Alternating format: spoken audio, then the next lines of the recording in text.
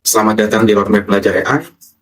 Di pembelajaran ini kita akan belajar mengenal dasar AI, bagaimana LLM bekerja, kemudian apa itu vector database, hingga nanti kita akan mencoba membuat AI agent sendiri. Kenalan singkat, saya Farid Sunario, saat ini bekerja di PT Komnet Nusantara Integrator sebagai programmer, sekaligus juga penulis di ngertiai.com. Oke, ini akan menjadi rencana materi kita.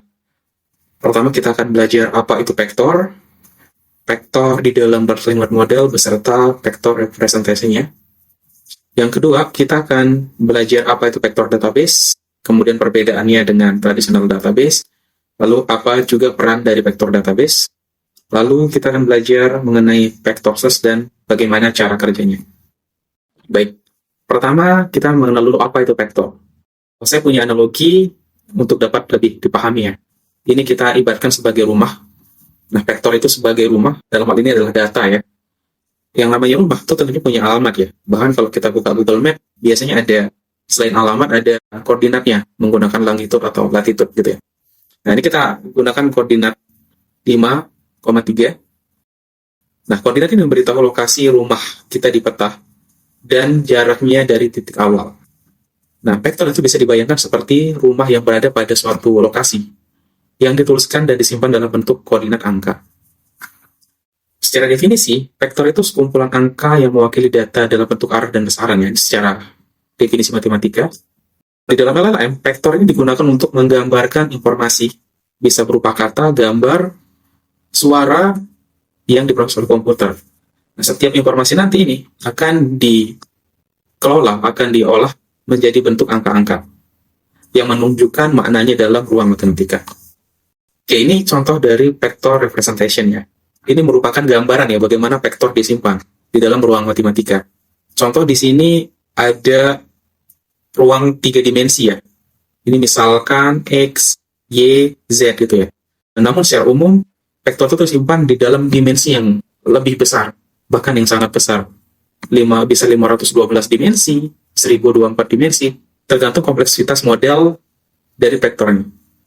Nah, ini contoh sederhananya saja, bagaimana data vektor itu disimpan. Dia akan ditempatkan pada titik-titik tertentu di dalam ruang tersebut, yang nanti akan direpresentasikan menggunakan angka dari per dimensinya itu. Oke, contoh di sebelah kanannya, misalnya ada data kucing dan anjing ya. Sebelum dapat disimpan ke dalam ruang vektornya, itu harus melalui proses embedding dulu. Jadi data tersebut, setelah diubah menjadi token, akan melalui proses embedding menggunakan embedding model. Nah, ini adalah model yang sudah terlatih ya untuk konversi token menjadi vektor embedding. Nah, nanti outputnya seperti misalkan ini 5, 30,2 dan seterusnya ini akan ditempatkan di dalam ruang vektor itu. Tentunya penempatan ini tidak sembarang ya, karena sudah melalui proses dari embedding model. Nah, penempatan-penempatan ini nanti akan menunjukkan kedekatan satu sama lain vektor berdasarkan maknanya. Oke, seperti dengan dua kata tersebut ya. Ini memiliki kecenderungan kedekatan kalau dilihat dari sudut jaraknya nih. Nah, di dalam sini sudah ada penerapan algoritma dari pencariannya ya. Misalkan Manhattan Distance, ada Gaussian Distance, dan juga ada Euclidean Distance. Oke, next. Kita masuk ke dalam vektor database-nya. Jadi kalau kita sudah memahami vektor itu seperti apa dan bentuknya seperti apa, kita tentunya sudah bisa membayangkan vektor database itu akan menyimpan apa. Ini tentunya menyimpan dan mengelola data vektor, yaitu sekumpulan angka yang mewakili data, seperti teks, gambar, yang mensupport pencarian kesamaan dan pengambilan data secara cepat karena berbasis vektor. Nah, jadi fungsinya itu memang untuk melakukan pencarian kesamaan ya. Kenapa direpresentasikan sebagai vektor? Karena tujuannya agar dapat lebih mudah dicocokkan menggunakan data-data pencariannya.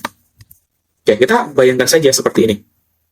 Andai kata ini adalah vektor database ya, yang menyimpan data vektor berdasarkan kemiripannya. Untuk kita mendapatkan pensil warna biru, tentu akan sangat mudah. Karena semua sudah ditempatkan, dialokasikan berdasarkan kedekatannya. Nah, ini cara bagaimana vektor database menyimpan vektor. Bisa dianalogikan seperti ini. Nah, selanjutnya, apa sih perbedaan dari traditional database dan vector database? Traditional database ini seperti MySQL, kemudian SQLite, SQL Server, dan seterusnya ya. Ini RDBMS lah gitu. Relational Database Management System. Ada 4 pembagian ya. Pertama berdasarkan data type. Kalau tradisional database itu menggunakan scalar data. Scalar data itu seperti integer, string, sesuatu yang seperti terstruktur gitu ya. Angka, teks, itu terstruktur. Nah, kemudian formatnya ya, atau strukturnya itu row dan kolom atau tabular gitu ya. Kita ngelihatnya sebagai table, di dalamnya baris dan kolomnya. Kemudian secara penggunaan memang diperuntukkan untuk transaksional query. Ya, seperti kita melakukan agregat data, misalkan untuk melakukan perhitungan, mengambil data report, total siswa yang mendapatkan nilai tertentu, atau melihat hasil penjualan. Nah, itu contoh pada transaksional query. Dan menggunakan metodenya di sini adalah menggunakan SQL query, struktur query language ya. Dan untuk vector database, itu secara data type kita sudah tahu menggunakan vector data. Kemudian strukturnya tersimpan dalam bentuk array yang multidimensi gitu ya. Jadi penyimpanannya itu multidimensional space, dan diperuntukkan memang untuk machine learning atau aplikasi AI. Dan metode pencariannya lebih detailnya ada di sini. Untuk metode pencariannya menggunakan Gaussian similarity, Euclidean distance, dan lainnya. Nah, ini adalah gambaran perbedaan dari traditional database dan vector database. Oke, selanjutnya apa sih peran dari vector database ini? Oke, sebenarnya di sini ada 2 proses terpisah ya. Yang di sebelah kanan ini kita sebut sebagai proses dari prompting. Prompting itu adalah aktivitas saat kita memberikan perintah atau pertanyaan ke dalam AI ya. Misalkan ChatGPT lah. Kita nanya sesuatu, nanti disebut sebagai prompting. Pertanyaan kita tersebut akan di-embedding dulu, dijadikan vektor, dan data vektor tersebut digunakan untuk sebagai vektor query ya. Yang nantinya akan diteruskan ke dalam vektor database untuk di-lookup, dicari informasi apa saja yang kita ingin dapatkan. Nah, hasilnya itu nanti akan keluar dalam bentuk informasi yang relevan juga. Nah, hasilnya ini nanti akan diteruskan ke dalam LLM. Namun sebelum itu, dia melalui penyesuaian yang disebut sebagai predefined system prompt. Jadi, informasi yang dihasilkan oleh vector database melalui proses predefined system prompt ini, informasi yang dihasilkan oleh vector database ini akan disesuaikan lagi sebelum menyampai ke LLM dengan tujuan agar nuansa dari responnya bisa lebih mudah dipahami. Nah, ketika nyampe ke LLM, ini LLM akan bekerja melalui otaknya yang disebut sebagai transformer untuk mengelola ya input dari sini, dan akhirnya akan dihasilkan dalam bentuk respon untuk menjawab dari pertanyaan yang diberikan oleh user. Nah, ini proses dari prompting itu. Di sebelah kiri, ini proses yang kita sebut sebagai trainingnya. Data-data yang kita bisa berikan ya kepada vector database itu bisa berupa PDF, teks, bahkan video.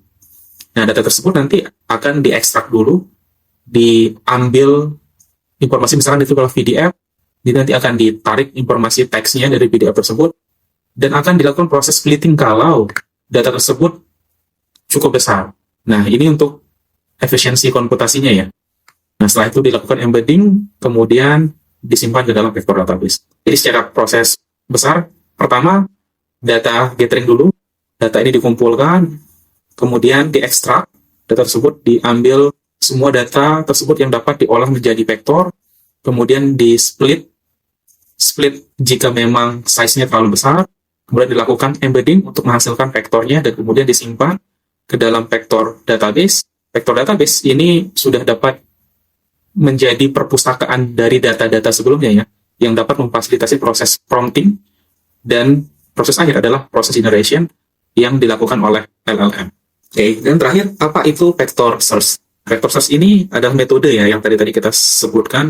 Ini untuk mengambil informasi menggunakan pembelajaran mesin untuk menemukan item serupa dalam set data besar dengan mempresentasikan data sebagai vektor. Dari dalam vector database, kata-kata yang sudah ditokenisasi lalu disimpan menjadi embedding vector, token yang disematkan, yang memiliki posisi-posisi unik satu sama lain.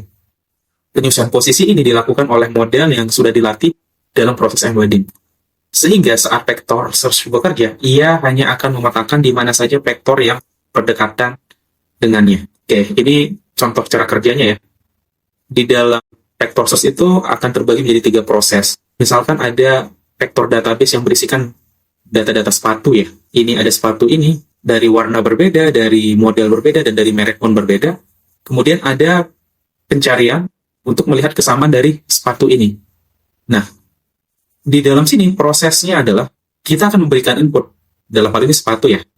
Input tersebut akan diubah dulu menjadi query vector. Nah, ini akan di-embedding dulu ya. Hasilnya berupa vektor, bla bla bla bla bla bla. Kemudian, setelah menjadi query vector, nah di dalam vector database, yang sebelumnya sudah menyimpan data-data dari sepatu yang merah, sepatu yang biru, dan sepatu yang coklat, ini sudah memiliki representasi vektor dari data-data tersebut. Dan ketiga, di sini proses pencariannya dilakukan.